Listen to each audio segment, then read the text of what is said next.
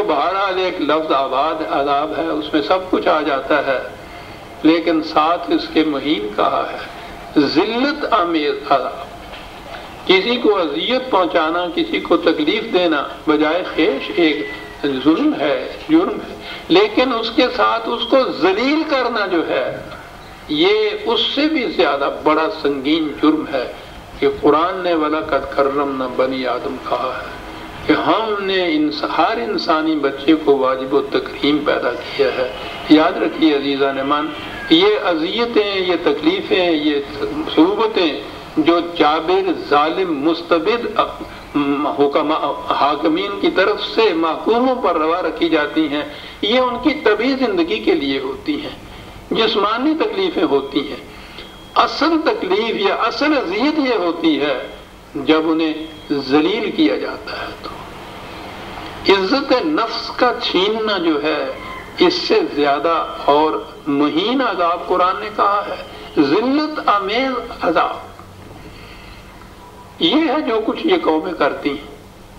اور اصل میں یہ ہے کہ سیڈسٹک ٹینڈنسی اس کو کہتے ہیں سائیکالوجی میں،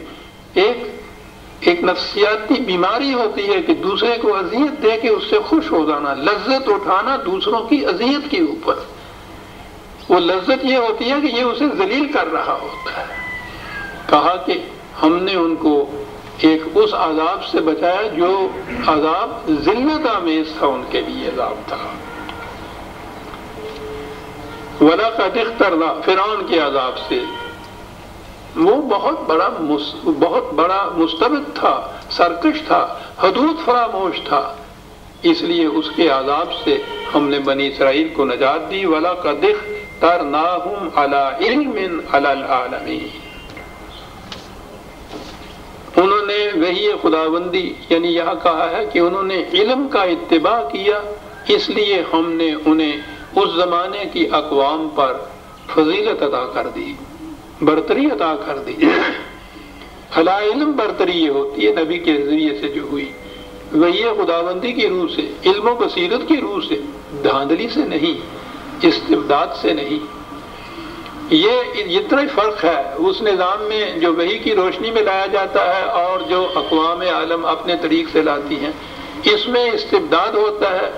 اس کے اندر کسی قسم کی زیادتی نہیں ہوتی، استبداد نہیں ہوتا، تبدیلی ہوتی ہے ٹورڈز بیٹر، بہتری کے لیے، اس قوم کی بہتری کے لیے ایک تبدیلی ہوتی ہے جو انقلاب آسمانی روشنی کے تحت لایا جاتا ہے۔ علی علم علی العالمین وآتیناہم من الآیات ما فیہ بلاء مبین، اور انہیں ہم نے اس قسم کے قوانین اور احکام دیے کہ جن میں ہمارے ہاں تو یہ بلا کا لفظ بلائی کے لیے استعمال ہوتا ہے نا، یہ عربی زبان میں یہ بلا کا لفظ صرف مصیبت کے لیے استعمال نہیں ہوتا، وہاں کسی چیز کا پہلو بدلنا جسے ہم کہتے ہیں نا، گردش جس کو کہتے ہیں، جس حالت میں وہ ہے اس سے بدل کے اس کے مقابل میں دوسری حالت لے آنا، اس کو کہتے ہیں بلا۔ اس لیے اگر بدحالی ہے تو اس کی جگہ خوشحالی آئی ہے تو اس کے لیے بھی بلا کا لفظ آئے گا، اگر خوشحالی ہے اور اس کی جگہ پہلو بدل کر بدحالی آئی ہے تو اس کے لیے بھی یہ لفظ آئے گا۔ تو گویا جو کسی کی حالت ہو اس سے بدل کے گردش سے دوسری حالت جو آ جانا ہے اس کے لیے یہ لفظ استعمال ہوتا ہے۔ اسی لیے بلا اور حسنہ بھی ہے قرآن کے اندر، ورنہ بڑی خوشگوار بلا یہ تو ہماری زبان کے اعتبار سے تو بات ہی سمجھ میں نہیں آتی۔ وہ ایسا ہی ہے جیسے وہ عبدالعلیم شرر کا ناول اس کا ہوتا تھا جہنمی حور، تو جہنمی حور جیسی بات ہی ہے بلا حسنہ، ورنہ بلائے حسنہ کیا ہوتی ہے؟ وہ عربی زبان کے الفاظ ہیں، ہم اپنے ہاں اس کا ترجمہ کرتے ہیں بلائے حسنہ، خوشگوار بلا۔ ہوئیتے اس دور دیا ساری ہی بلاواں بڑی خوشگوار ہوتی ہیں۔ ان هؤلاء ليقولون ان هي الا موتتنا الاولى وما نحن بمنشرین۔ اب بات پتہ کی لے آیا قرآن کہ یہ سب کچھ جو ہوتا ہے، حدود فراموشیاں، استبداد، ظلم، ذلت آمیز عذاب اور تباہیاں، کہتا ہے یہ کیوں ہوتی ہیں؟ کہہ رہا ہے کہ انسان دوسرے انسان کے جبر و توبہ سے صرف اس صورت میں بچ سکتا ہے کہ اسے خدا کے قانون مکافات عمل پر یقین ہو کہ میں نے اگر اس وقت زیادتی کی ہے اور اس قوم میں اتنی قوت نہیں ہے کہ یہ اس کا بدلہ لے سکے، تو اس کے یہ معنی نہیں ہے کہ میرا یہ جرم بغیر بدلہ لیے ہوئے رہ جائے گا، بغیر نتیجہ پیدا کیے ہوئے رہ جائے گا، یہ نہیں ہے، یہ نتیجہ پیدا کرے گا، اس کا نتیجہ تباہی ہے، بربادی ہے، یہ ہوگا۔ اس زندگی میں نہیں اگر ہو سکا ہے تو زندگی تو ختم نہیں ہو سکتی، ختم ہو نہیں جاتی، آگے چلتی ہے، مسلسل چلتی ہے، تو اس کے بعد کی زندگی میں ہوگا، لیکن اس کا نتیجہ ضرور برآمد ہوگا۔ کہتا ہے کہ صرف یہ ایمان ہے کہ جو محفوظ رکھ سکتا ہے انسانوں کو دوسرے انسانوں کے جور و استبداد سے۔ اگر یہ ایمان نہ رہے تو پھر تو جس کی لاٹھی اس کی بھینس، لا آف دی جنگل ہے، جس کے پاس قوت ہے وہ دوسروں کو دبا لیتا ہے، اور پھر وہ یہ کہتا ہے کہ مجھے کون پوچھنے والا ہے صاحب، یہ چیز ہے مجھے کون پوچھنے والا ہے،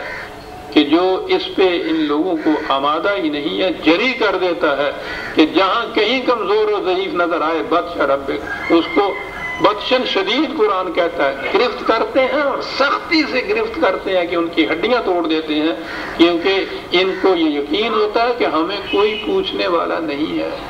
اور اگر یہ ایمان ہو کہ نہیں پوچھنے والا ہے اور ہم سے پوچھا جائے گا اس کے متعلق،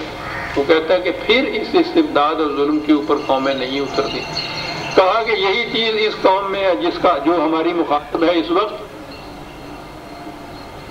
ان کی بھی دلیل یہ ہے کہ ان ہے الا موتتنا الاولی وما نحن بمنشرین، اس موت سے زندگی کا خاتمہ ہو جاتا ہے، اس کے بعد زندگی کا قصہ یوں ہی افسانے ہیں، کہاں کا زندہ ہونا اور کہاں کا حساب کتاب اور کہاں کا مکافات عمل، بالکل نہیں، ٹھیک ہے۔ اور یہاں اگر انتظام کر دیا جائے کہ جو کچھ ہم کر رہے ہیں اس کے نتائج سے ہم محفوظ رہ سکتے ہیں، تو پھر اس کے بعد راوی عیش لکھتا ہے جو جی میں آئے کرو، کوئی پوچھنے والا ہی نہیں ہے۔ کہا کہ یہ قوم بھی جو تمہاری مخاطب قوم ہے، دلائل و براہین سے نہیں مانی، تاریخی شواہد کے بعد بھی یہ اپنی روش سے باز نہیں آئی، تو اس کی وجہ یہ ہے کہ ان کا عقیدہ یہ ہے کہ زندگی اسی دنیا کی زندگی ہے، موت کے ساتھ انسان کا خاتمہ ہو جاتا ہے، اور اگر ہم نے انتظام کر دیا کہ یہاں ہمیں کوئی نہ پوچھے تو اس کے بعد پھر معاملہ ختم ہو جاتا ہے۔ یہ وجہ ہے اصلی کہ جو یہ باز نہیں آتے، اور یہی چیز عزیزان مان آج ساری دنیا کے اندر جس قدر ظلم اور استبداد ہو رہا ہے کمزور قوموں پہ، اس کی وجہ یہ ہے کہ یہ جو ایمان ہے آخرت کا جسے ہم کہتے ہیں، یہ ایمان نہیں ہے کسی قوم کے اندر بھی، اور کہیں نہیں، نہ دیر میں نہ حرم میں خودی کی بیداری، خواہ وہ نام مسلمان نام رکھنے والی قومیں ہیں یا غیر مسلم اقوام ہیں، یہ ایمان نہیں ہے اس چیز کا کہ جو کچھ ہم کر رہے ہیں اس کا مواخذہ بھی ہوگا اور اس کا حساب ہوگا، یعنی اس کے نتائج ہمیں بھگتنے پڑیں گے۔ خافاتو بآبائنا ان کنتم صادقین، وہ کہا تمہیں معلوم ہے نا کہ اس کے لیے یہ دلیل کیا دیتے ہیں، یہ کہتے یہ ہیں کہ اگر واقعی مرنے کے بعد جینا ہے تو ہمارے جو بڑے بوڑھے مر چکے ہوئے ہیں قبروں میں ان کو ذرا زندہ کر کے ہمارے سامنے لاؤ، یہ کہتے ہیں یہاں سامنے لاؤ ان کو زندہ کر کے، وہ اس پہ نہیں مانتے کہ یہاں نہیں، تو پھر اس کے بعد زندگی جو ہے مسلسل چلتی ہے۔ یہ وجہ ہے کہ یہ لوگ اس روش کو مانتے نہیں۔ عزیزان میں پھر دوہرا دوں کہ آج ساری دنیا میں جو کچھ مظالم استبداد اور جو کچھ بھی ضعیفوں اور کمزوروں کے گلے گھونٹے جا رہے ہیں، اس کا صرف ایک علاج ہے، اور وہ ہے ایمان مکافات عمل پر، ایمان آخرت پر۔ اگر یہ نہیں ہے تو جو فرد یا جو قوم اتنا انتظام کر لے کہ اسے کوئی پوچھنے والا نہ ہو، وہ پھر باز نہیں آ سکتا ظلم سے اور استبداد سے۔ اہم خیر ام قوم تبع والذین من قبلہم